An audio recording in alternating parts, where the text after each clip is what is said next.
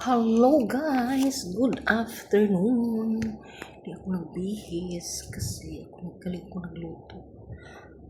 Basang-basa. So may coffee. May coffee tayo dito. Parang Team Raisa. May coffee. So, ito ang niluto ko guys, yung curry. Ako'y ginagamit ko yung Vermont curry paste. Frozen yun.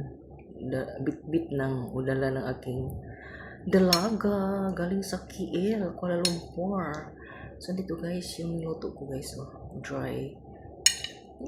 May gravy naman pero hindi masyado watery, di ba? So ito ang carrot at saka potato. So ito eksaktong anong tawag dyan. Ito yung pork chop. Tingnan yun.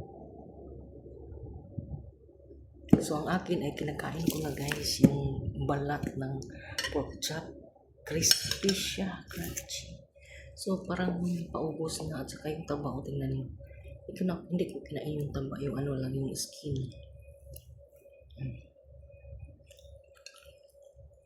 Ano lang yun ng asin at saka pepper powder yung ang tawag pork chop. So, kunin natin yung balat. Parang litsong kawali. Tuloy ang resulta niyo. Nito.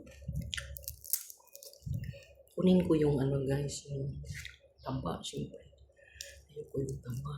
Pero noong batang-bata pa, pwede kainin ang yung taba. Pero ngayon is nasa 50s na. Wag na.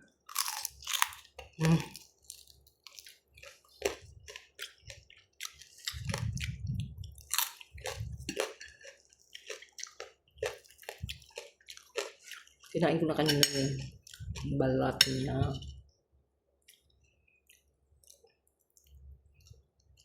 Masarap pala yung Vermont curry paste. Hanapin niyo yung Vermont. Ewan ko kung saan yung binili niya. Nakabar siya parang chocolate.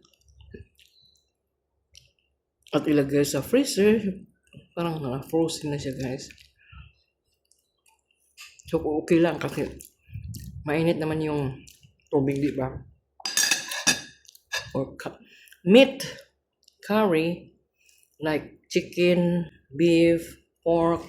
Nasa sa inyo kung anong klaseng karni ang lutuin nyo guys. So kamay tayo ha. Magkamayan. Kamay, asukal. Sintral. Grabe kataba. Pero nam-nam kayo guys.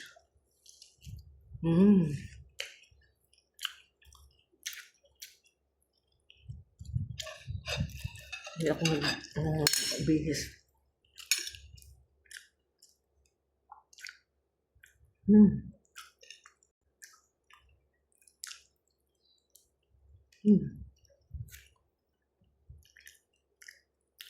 Thank you for watching.